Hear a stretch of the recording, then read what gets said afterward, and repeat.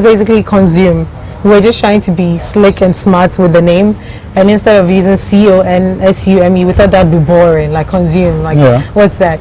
So being the tech person, like my husband sort of like talked to a couple of friends, and he was like, this is the name I have in my konzoom. And then he was like, but I want it to be, different, to stand out.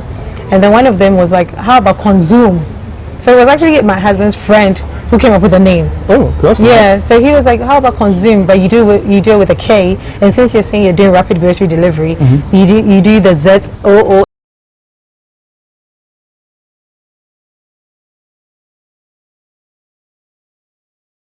Guys, welcome to Just for Women Africa. My name is Olalekan Amosat, the founder of Just for Women Africa.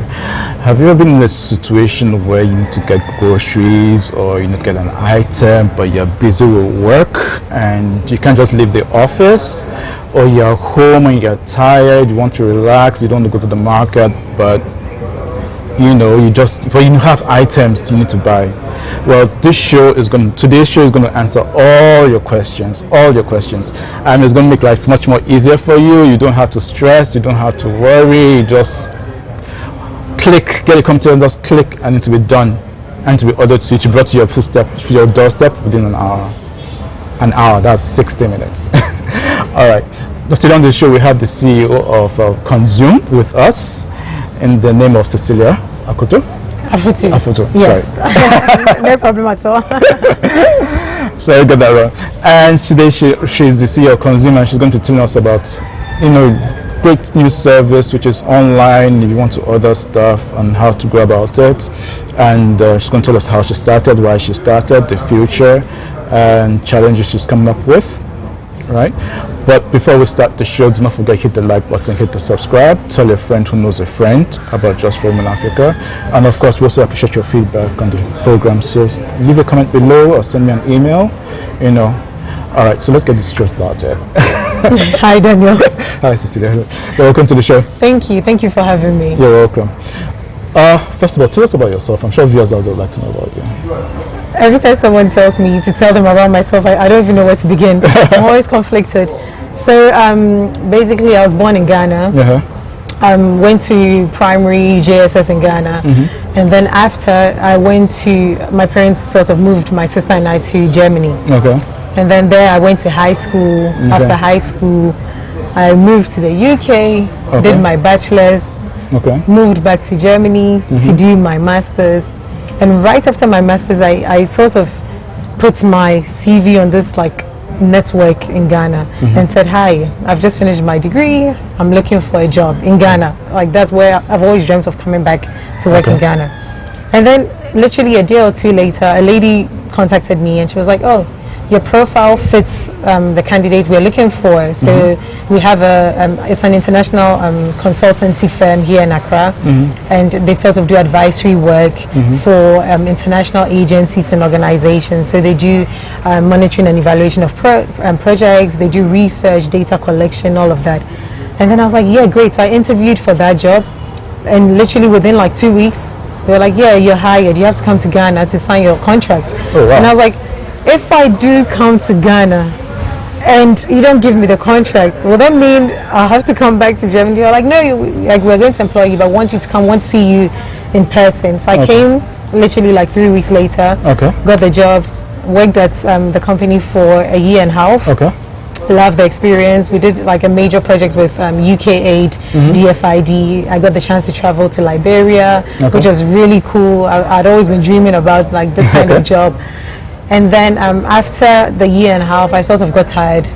Accra was becoming too much. There's so much traffic. There's so much you spend a lot in Accra. If you don't know how to budget well, you're going to end up spending all your savings. So I sort of just thought, okay, I'll go back because I have the skills now. I'll use those skills to go work, save up some money, and then I'll come back to Ghana. So that was the plan. So I actually went, I got married, went back to Germany, worked for a while, for about 4 years. I worked also with a startup called Ecosia. Okay. They plant trees. So it's a search engine with the profits and the revenue that they make. They plant trees all over the world. So they plant trees in northern Ghana, Haiti, Kenya, Uganda, all these other places. Okay. So I worked there with the HR team as a people operations specialist, junior. So we're just basically like doing the whole interviews, going through the CVs, the cover letters, onboarding, offboarding, that sort of thing. And I did that coupled with like IT for the company. And after a year, I was like, okay, I think this is the time for me to go, to Ghana and start this venture. Okay. Because during the whole COVID period, there were all these new companies in Germany, rapid grocery delivery, within 10 minutes, 15 minutes, you get your orders delivered. So my husband and I were like, wow, this will work in Ghana, like totally work in Ghana, because there's so much traffic. And if you're using bikes, that's a plus. You can get your orders delivered within, we can't do 10, 15 minutes in Accra, but we can do 1 hour realistically. So let's go. He's the tech guy.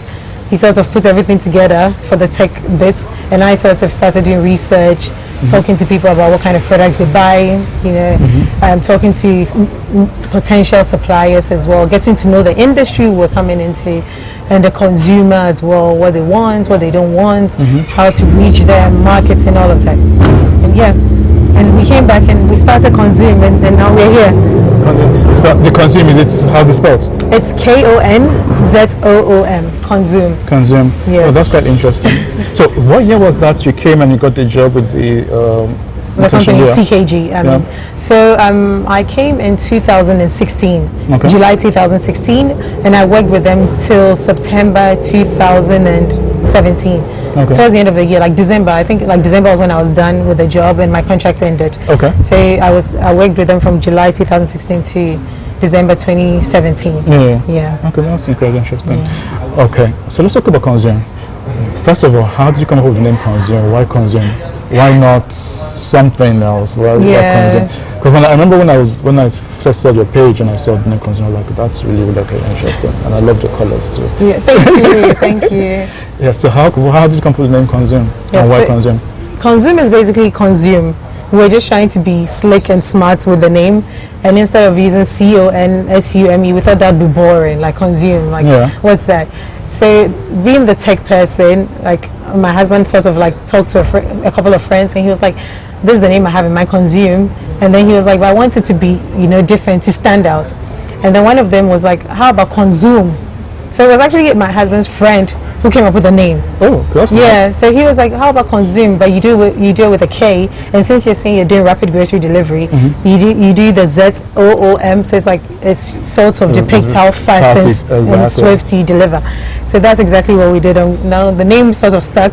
And we asked him, we're like, can we use the name Konzoom? I was like, yeah, sure, go ahead. He said, we're like, hopefully you don't come back to see us in future. But so he sort of gave us the idea. He was like, okay, Konzoom. And he was like, oh, the colors. He came up even with the colors. He was like, I think these colors will work very well for your brand.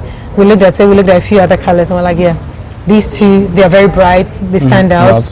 And we're definitely going with them. Yeah, that's important. It shows how important it is to share your ideas with other people. You never know what you come up with. Exactly. Okay. So still Konzoom, what year was that? So we actually launched in December of 2021. Okay. 10th of December 2021 was when we launched. So it's been just about 3 months. Yeah, about 3 months since we launched Konzoom. Oh wow, and you did so well already. Well, yeah, you can say that. It's taken us a long time to get here. Like the first 2 months, if entrepreneurs and business people were to be honest about how the first few months are, most of us wouldn't believe it, because we just see the end products and we see, how well they're doing, they're thriving. But the first few months of a business is the hardest. Like you'd go days without like orders, and then you're going to ask yourself, did I really come and do this? Like, am I going to keep doing this, or should I just like sort of shut everything down and go back? Yeah, but the first like month was the hardest, because we were new in Ghana. People didn't know the brand. People didn't trust the brand. People didn't know recommendations, like people who had used the brand before. So it was very difficult to break into the market. But then as like we started, so we did like a bit of street activation. and then we sort of reached out to a few influencers as well, like, oh, you should definitely try our service. I'm always inboxing, like DMing people. I sent so many emails. I'm like, you should try our service. This is why you should try us, because, you know, we're good, we're fast, we have the most competitive price on the market. And, you know, if you're a busy mom, busy dad, you're an entrepreneur, you're single, you're a student, you can use our services. You know, the prices are good. It's better than the next door provision store or the supermarket next door. And our delivery charges are unbeatable. So, and our customer service is unmatched. That I always say, like, our employees are trained so well that they know when to call the customer, how to follow up on the order, what the customer thought of the order. They get feedback, you know, so we're constantly like training our employees as well. So it's been the first 2 months were very challenging. It's now that the brand awareness is slowly picking up. Okay. You know, so people sort of know Konzoom. They've seen it. They've probably seen our ads on Instagram. They've heard about Konzoom from someone. They're like, okay, I'll give it a try. But they never go all out. If they want to give us a try, they normally order like one item. So you'll be there and then you see one item, like one small jar of shito, going to like Dan Suman. They're like, did the person really order just one jar of shito? It's like, okay. But then like a week later, the person will come back and do like a major shopping, and it's now I feel like things are picking up slowly. So there's it's picking up and we're happy. Okay. Yeah. All right. I was going to ask, the next question to you was going to be what are your challenges? But before I ask that question, why don't you just tell people exactly what Konzoom is, so that they can have a very, so as we go on with the interview, they can have a very good idea of what your service is. So tell us what exactly is Konzoom, and why should people, you know, log onto the computer? Okay, that's fantastic. So Konzoom is a rapid grocery delivery service. What this means is that once you order from us, within 60 minutes, anywhere in Accra, we'll deliver your order to you. We've sort of zoned the areas we deliver to. So we are mostly in like Osu, its environs. But now most of the orders coming in come from like areas like Tema, Spintex, Bawe, Afinia. So we deliver within 1 hour. But if we're not going to make the 1 hour, we sort of communicate it with you. But the longest it's taken us to do an order is like an hour and maybe like 20 minutes. Okay. So we always endeavor to deliver as swiftly and as fast as possible. And we have all sorts of products. So it's basically a supermarket like any other brick and mortar supermarket, but it's online. So once you go to our website, konzoom.shop, or you just find us in the Google browser, you find all the categories. We have baby products, baby food. We have health and beauty products, kitchen and household, rice, pasta, grains, couscous, all these quinoa, fancy stuff people like, the Milo, the oil, vinegar, all of these. So it's a supermarket, but it's online. And then once you order, we receive the order in our facility center, and then we sort of package it, and within 1 hour your order is at your doorstep, and you don't have to leave your house. Okay. So that's the beauty of Konzoom. You don't have to leave your house. Convenient. If it's Saturday morning and you're like, oh, I need to do some cleaning, I don't have time, and I have a wedding in the afternoon, or I'm meeting up with my friends, all you have to do is just go online, konzoom.shop, go through, you know, the categories, add to cart, check out, and you get a phone call from us like saying we've gotten your order, our rider is setting off. So you keep your phone next to you, because what tends to happen is some people forget they've ordered, and then the rider gets there in like 20 minutes, the rider is trying to reach them, they're not picking their phone. So yeah, and we deliver to you. You don't have to leave the comfort of your home. So let me break it down. So basically, what somebody needs to do is get onto the computer, type konzoom.shop. Yes, on their phone or tablet, whatever they use. Yes. And they have all the list of products, which is all the categories. So they click on what they want. Yes. It goes into their cart. Yes. And they make payment. They can make payment either cash on delivery or using the pay stack. So either through mobile money or using their bank card, their Ghanaian bank card. You take Visa, MasterCard? No, just the Ghanaian ones. So Visa, MasterCard, but the Ghanaian ones, not the foreign. So not like American Express. We've not gotten there yet, but like any of the Ghanaian banks with their Visa and MasterCard, we take there as well. Fine. And that goes into the cart? Yes. And is there an extra fee for delivery? Yes. So the delivery is only 12 cedis, 49 pesos. And it's the cheapest on the market. So when we first came, when we hadn't even started Konzoom, we'd order things and then they'll charge us 25, 30 cedis. So wow. And I'm like, that's really pricey. And what we were trying to do was support individuals, support businesses, support entrepreneurs, but we don't want them to break their bank account just because they're ordering from us. So we wanted to be as realistic as possible and say, listen, fuel prices are skyrocketing, but we want to meet you halfway. So the full the charge we're charging now is 12 cedis 49 pesos. We hope the fuel prices don't keep skyrocketing, but then of course we'll have to sit down and rethink the delivery cost. But for now, it's 12 cedis 49 pesos. Well, why 12 cedis 49? Most people would probably do 12.99 or 12.50. So where the 49 from? I think it's a psychological thing. So I worked in retail. Okay. And what they normally do is every time you go into the supermarket or the shop or the clothing store, they always do like 12.59, 12.79, 12.99, and apparently it's psychological because you think you're paying 12 cedis, but you're actually paying 12.49, so you're paying like an extra 49, 50, almost 50 pesos on your product. So it's just psychological, and they add the 9 pesos because it's not a round figure, so you think, oh, it's really good, you know, but it's just, that's how I think most businesses operate like that, because it's like, oh, okay, it's only 12.49, which it is, it's only 12.49. But at the end of the day, we're just trying to be so cool, instead of rounding up and doing 12 cedis or 12.50, let's do 12.49. Okay, that's cool. 12.49 just for delivery. That is the cheapest. Anywhere in Accra. That's the cheapest I heard so far in Accra. I mean, so somebody can order like a full box. Yeah. 2 boxes. Yes. A suitcase full. Anything. And then we deliver it to you 12.49, even if it's Tema, even if it's a Fienya, that way, 12 cedis 49 pesos, which is unbelievable, right? Sure, that is serious. Unbelievable. Best price so far I've heard so far. Yeah. Wow. Okay. All right. So that's really fantastic. So guys, you now know how Konzoom works. You know how to make your orders. You know how to go to the website, make your orders. You can get payments by cash, using your cards, Master, Visa, or you use your mobile money through your phone. You can pay payments, and makes life quite easy. And you get it within an hour, anywhere within Accra or Tema. Yeah. And so, what time do you guys open? We open at 8:30 a.m. Okay. And we close at 7 p.m. So the last order, if you order at 7, we will deliver to you. You get your order by 8 p.m. Order 7:05. If you order 7:05, what will happen is that our riders would have just told them to go home. So your delivery will come the next morning at like 8:45, 9 a.m. depending on where you are. Okay, so I order like 7:29. Then they'll come the next morning. Yeah, but we're trying to see if it's possible for us to have longer working hours. So maybe to like 9 p.m. But for that, our riders can't work from 8 a.m. to 9 p.m. That's inhumane in our opinion. So we're trying to see if we can get backup riders to sort of do the night shift. Yes. Okay, that would be quite interesting. So that people who can work late in the night, the doctors or nurses can always make orders. Exactly. That's the whole point. Okay, that's really quite interesting. Okay, now to the next question. What has been some of your challenges since you started? I mean, since 2021. I think the main challenge we're having now as a business is the increase in the prices of goods.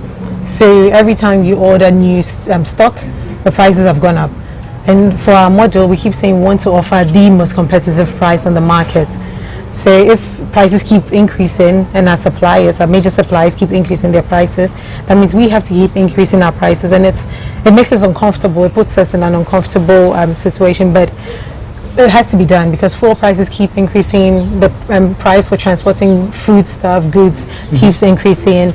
Now we're seeing a whole new war in Russia and Ukraine. It's affecting prices, the global markets as well. So yeah, that's one of the main challenges, the increase in prices every time we order new stock. Another challenge is also that we face is also the expiration date. So what tends to happen is we try to order things that have like at least 6 months. But because we're a new business, we're not depleting the stock as fast as we would actually like, you know, because we're new and people don't really know the brand yet. So what tends to happen is we have some things that like no even one person has bought, and then you see the expiry date is maybe like June, and we're already in March. So it's like, ooh, now we need to think of how to properly promote these things or do like some sort of discounts so they can get off the shelves, and then we can order new stock. Another challenge that our riders mostly face is getting there and the person is not answering the phone. We do 60-minute delivery. So that means we expect our riders to go quick, deliver and come back because we don't know when the next order is coming. But what tends to happen is sometimes they go there and the person has even forgotten they've ordered. So they call and then like you can't leave, so you have to wait. So they wait for like maybe 20 minutes, 30 minutes, 45 minutes. And then the person finally picks up and it's like, that's eaten into our time that they would have actually gotten back and done another delivery. So these are like the major challenges we're facing now. You don't have problems with staff then? No, so our staff, we've been quite lucky with our staff. So currently we have I say 2.5 riders because one rider is just like floating, as in when one of the 2 full-time riders don't come, he jumps in. We have 2 full-time employees. One is admin, one is customer service, and then we have another employee who's a national service personnel. So in total we have 5 employees, myself, my husband, so 7 of us working in the facility center. Okay, that's really quite interesting. Yeah. That's quite interesting. So basically you've been operating since December. Yes. So now. So you basically head Konzoom. Yes, I do. What's it been like running a business in Ghana as a woman? For me, I'd say it's been... Do your suppliers take you seriously because you're a woman, or they don't take you seriously? They do. So surprisingly, it's been quite easy for me personally, because before I came, I had already done my research. I knew where I was getting everything from. So I knew where I was going to get the foreign products, the American, UK products. I knew where I was going to get all the Ghanaian locally manufactured products, and the niche ones, so the individual products that you have like Ghanaian businesses, Ghanaian individuals doing. I knew, and I'd already communicated with them. Like, okay, this is who I am, this is what I want to go and do in Ghana, and this is why you should support us, and you know, sort of like do business with us. And when I came, it was very easy. I literally just called the numbers and I said, yay, like I reached out to you like 6 months ago. I'm finally here, I'm in town, and I'd love to come and see your warehouse, or I'd like to come and, you know, have a chat with you in your office. And yeah, so when it comes to the suppliers, they've been like, they're very serious, because I guess because I also I'm a very serious person. So before I approach you, I ask all the questions I need to ask. I talk to you in a professional manner. So there's no like, you know, beating about the bush, or there's no chance for you to sort of take me as a joke or as an unserious person. So the minute I reach out to them, they're very fast and swift. They deliver to us.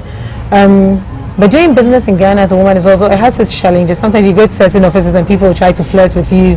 Like, oh, you're so young and you're married. Why are you married? You're so beautiful. And it's like, yeah, but... So how do you handle things like that? No, I just tend to laugh it off and be like, oh, thank you so much. My husband will be happy to hear that. And I just like brush it off.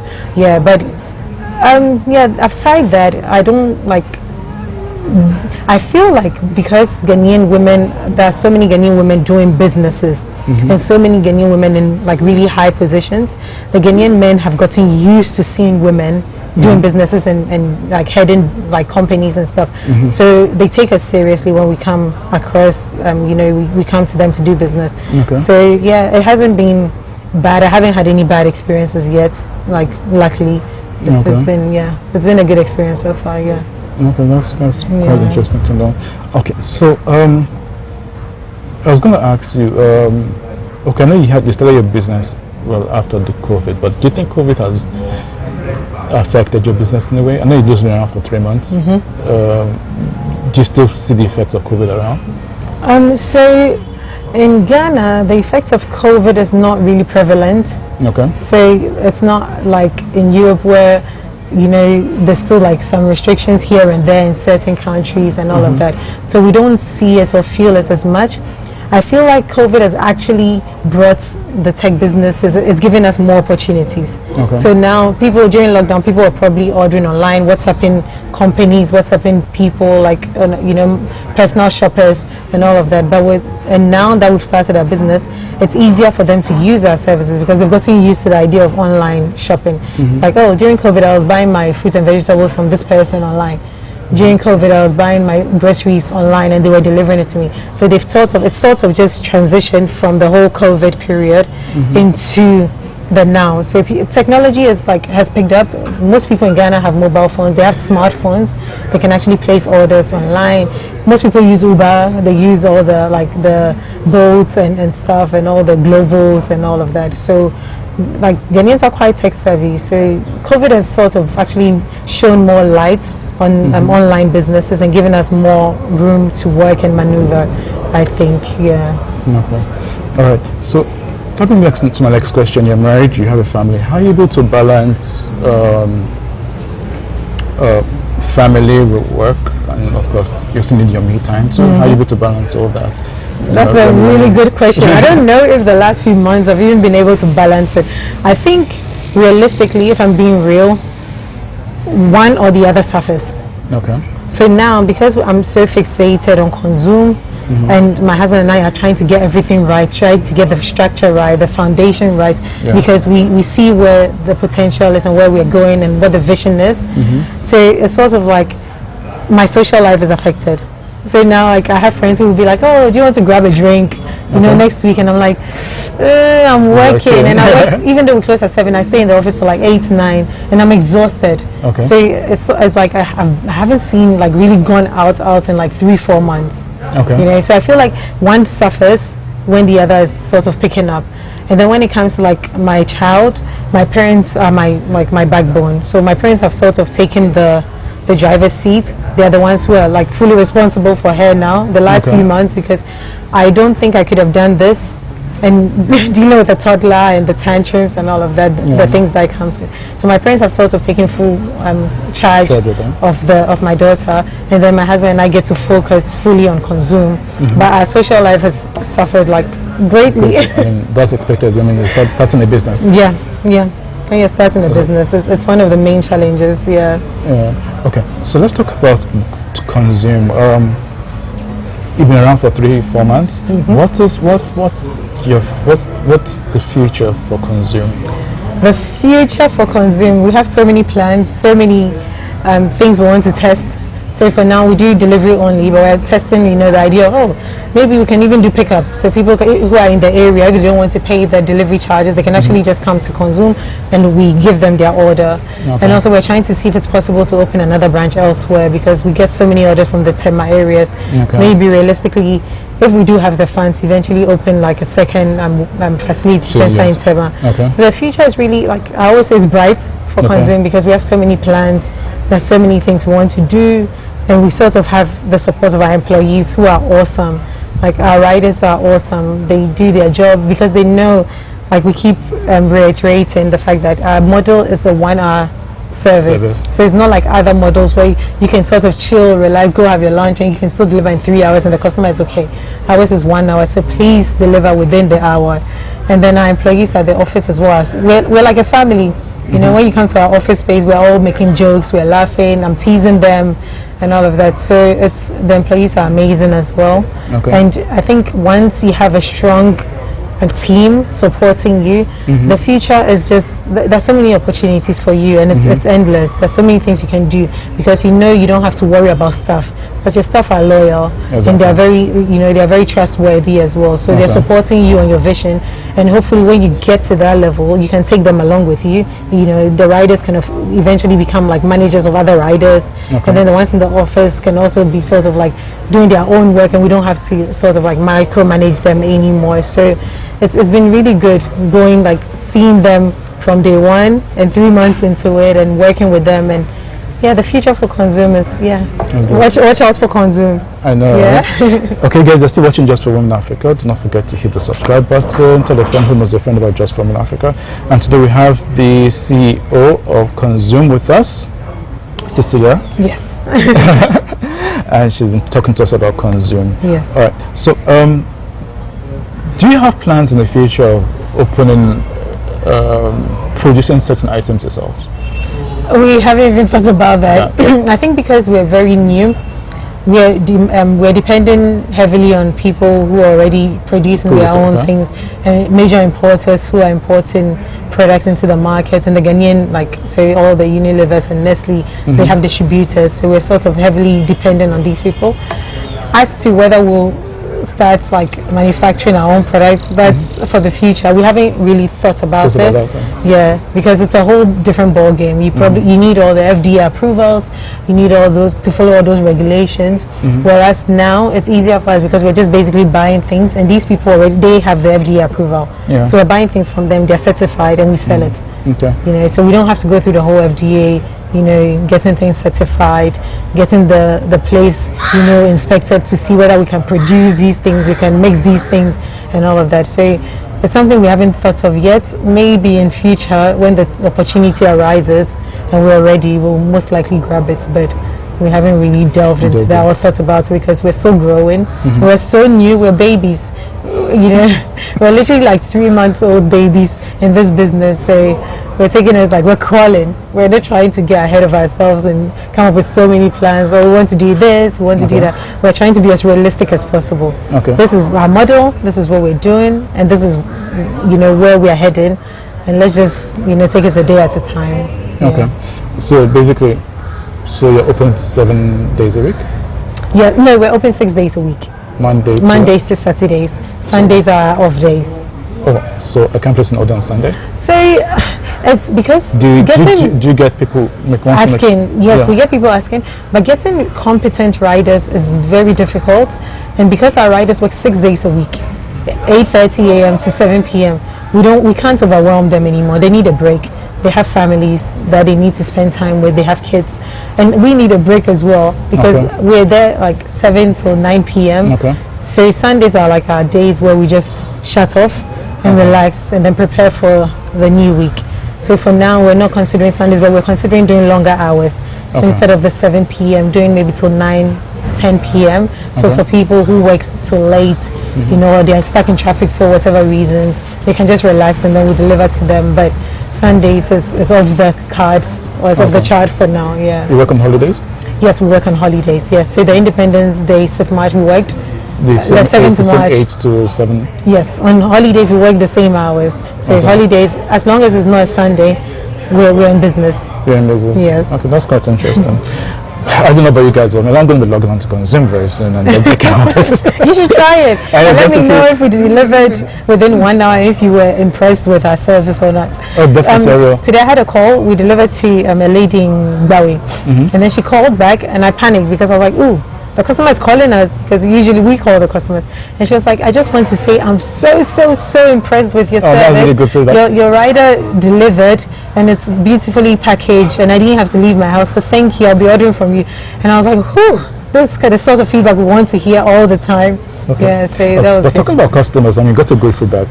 Have you ever got a not so pleasant feedback, and how did you handle it? Yes, so I think there's one experience or one incident that sticks. So what happened was the person ordered food items and WC gel. And because of how bumpy the crowd was, so I think the WC gel kept it kept shaking. So when the rider got there, some of it has spilled. Oops. Yeah, so the customer was not happy at all. And then I said to her, I was like, I don't care how long it took him to get to you. Don't touch the stuff.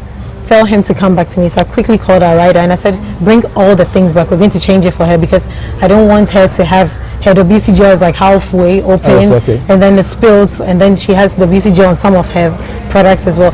So he brought it back, we changed everything, gave her new products, and she was so impressed. She was like, wow, I really like how you handled the situation, so I'm impressed. Yeah, so that was like one of the days I was like, oh, it's all about customer service. The customer is always right. If you call and you're like, oh, how's the order? And she's like, oh, the WC gel spills all over my stuff. I don't want to order things and have WC gel that I've ordered. I expect it to be 750 ml, and it comes in it's like 650 ml because part of it has spilled because the riders are riding on the roads and it's like bumpy and all of that. So I was like, no, what would I do in that situation? And in my situation, I'll go back to the shop. I'll call the shop and say, hey, you need to change like the WC gel for me, and you probably need to change the items that have like a bit of WC gel on them. So yeah, that's what I did, and then we changed it for her because it didn't cost us a thing. And we want to, for us, the customer is always right. We want to retain the customers we have because they are the ones who are supporting us now, and they're the ones who spread the word and tell their friends and family about us and recommend us to people. So if we can get the service with them right and we can do everything the way they expect it to be and even beyond their expectation, they will go and tell other people. And that's, in Ghana, recommendations work like magic. One person buys and then tells the friend, the family, and then before you know it, their whole friend circle is buying from you. So for us, it's really like important that our customers get the best service and they get value for money as well. Okay, that's really important. Very impressive. Okay, guys, you're still watching Just for Women Africa, and we have the CEO of Konzoom with us, Cecilia Akufo. Cecilia Fute. It's not, it's not a common name. So when people sort of like say Afu, Aku, I'm like, whichever one, Okay, so I'm forgiven. All right. Okay, so this brings me to my last question as we're about to land. Okay, second to last question, we're about to round up. It has nothing to do with konzoom. It's a general question which I ask all women on the show. Women in Africa, I'm sure basically globally too, but in Africa, complain that it's a man's world. It's difficult to climb up the ladder. There are a lot of standing blocks. Men take advantage of them sexually. You mentioned somebody flirting with you. You go on the board of directors. They're probably like all men and just one woman. What advice? I mean, women like you two have been able to make it decent for yourself. You know, what advice can you give out to women out there who feel that it's hard, a lot of standing blocks, it's a man's world?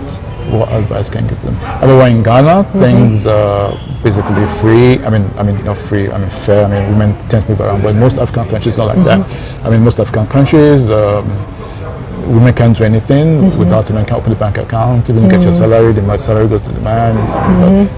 What advice can you give out to women out there? Yeah. So the advice I'd give women out there is always believe in yourself. Because it starts from you. If you believe in yourself, you believe in your potential and what you can achieve, that's the major step. Once you're able to do that and you have an idea, you have a plan, don't let people sway you or talk you out of the plan. Even if it's your family, your friends, your partners, your spouses, always try to convince them. I always say, when I have an idea, I tell like my husband, I tell my family, I'm like, this is the idea.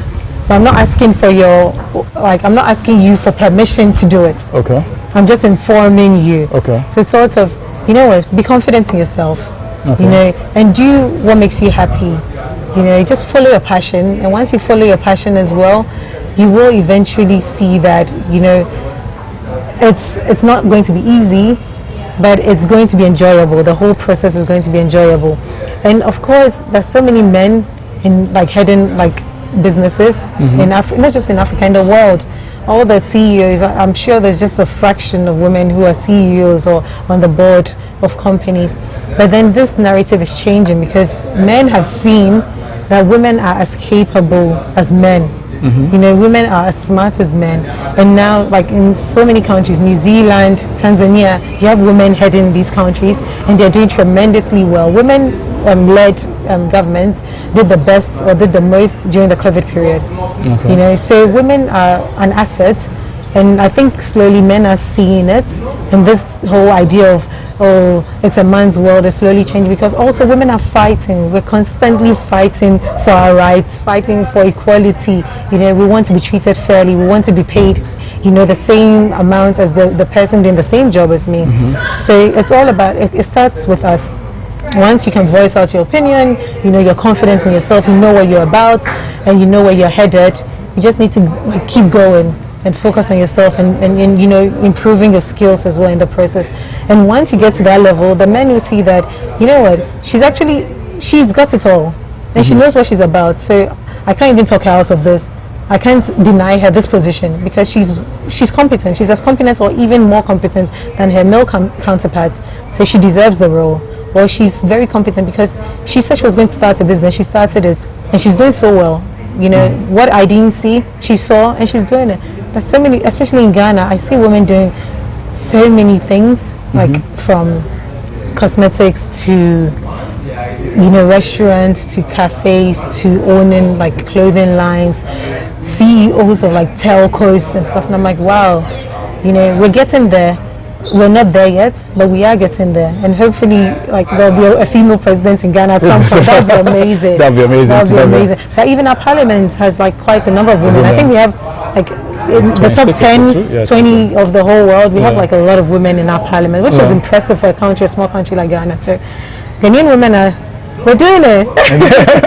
Okay, you heard it from the CEO of Konzoom herself. You need to be competent, know what you're doing, and the men will be like, okay, yeah, you got everything gathered together, so you know, you'll get there. No, they won't oppose. They can't even oppose because your work speaks for itself. Yeah. You know, you go and you're like, this is it, and I'm qualified, and they can't deny you really. Yeah. Okay, but let me ask you one more question before we close up. There's this thing of equal pay. I mean, women don't have the same equal pay as men do. Do you think that would change in future, or is it still a long fight for women? I think it's slowly changing. So in Europe, I know in most companies, they've sort of put in place all these inclusion and diversity policies. Okay. So whatever pay, they're trying to be as transparent as possible. So whatever range or level you are on, they sort of have the same range, and they offer everyone the same. Okay. Because companies, you can't really, I don't want to use the word cheat, you can't really pay women less than the man who's doing the same job or in the same position. If there's a software engineer role and there's a woman, a female software engineer and a male software engineer, back then most likely the male one would get way more salary, maybe 10,000 more in a year. But now women are really fighting, and with all the DE&I policies around the world, I think these things are changing. Women are sort of getting their seats at the table, and also getting their work's worth. So they're getting paid the money they deserve, for their roles as well. So you see it actually changing in the future? It's changing. I think it's changing, and it will change. In Africa, I don't know what the statistics are. I can't really tell. But in other parts of the world, it is changing. Women are fighting, and the men are listening. Even for the men are listening. Finally, they're listening. I think even for International Women's Day, they're break the bias. So all these biases, women can't do this, women can't do that. And all these women came up and used the hashtag break the bias. And on social media, there were all these women in really high positions all around the world, in all the international organizations, in parliaments, in governments, in financial institutions. And women are doing really amazing things around the world. So slowly the bias is breaking. Women are as competent as men, women are as smart as men, and women can do the same sort of job that men can do. We have female pilots. We have females doing the most incredible work, and some even doing 2-3 businesses. I know some women who have full-time jobs, and they have side businesses, 2-3 side businesses. They have families, they have husbands, they have a social life, and they manage it so well. I don't know if men are that good at multitasking. I don't know. No, we're not. So we're doing incredibly well, and it will change sooner than later. Okay, it is changing already. Yeah, it is. It is. That's really interesting. Okay, so we're about to round up. For viewers out there who love the name Konzoom and want to order stuff, they're tired, they get home late, and they just don't know how. Can you give us your contact details on how to make an order and all? Exactly. So our social media handles are at konzoom.shop, KONZOOM shop. So you find us on Instagram, Facebook, and Twitter at konzoom.shop. And then on our Instagram, you can just directly chat with us through our WhatsApp. So if you have any inquiries, you can chat with us. Or alternatively, you can just send us a DM. We're very active on social media, so we'll reply your DM in a few minutes, and then you can also email us. So these are the channels you can reach us: WhatsApp, DM, email. So just to confirm, so can someone place an order through the DM, or they have to use the website? So we've gotten a few people who even place orders on through the WhatsApp chat. They're like, oh, I need this, and this. Do you have it? We're like, yes. And then we say to them, do you want to order on the website? Oh, I'm not really confident in ordering online, so I'd rather you just bring me my stuff and I'll pay everything. Then we're like, cool. So then our employees sort of just work it out and then send them the invoice. This is your total bill. They're like, sure, bring it to this address, and then that's it. So, but most people place the order online. I'd say 89% of people place their order online, and then maybe 11%. So out of every 10 orders we get, one person probably sends us a DM or WhatsApp, but the other 9 just use the website. Okay, that's quite interesting. Okay, guys, I'm sure you can see her contact details below. Yes. Make the order, Konzoom, and tell the friend about Konzoom, tell your family about Konzoom, tell your husband about Konzoom, tell your wife about Konzoom, tell your cousin, tell your whole family about Konzoom, and place the orders. Yes. So that business can keep on rolling. Yes. Thank you so much. It's been really nice talking to you. It's been a pleasure. All right. You too. Okay, guys, to the next show. Of course, leave your comments below, give your feedback, and to the next show with I and Cecilia, it is Bye. That's really fun.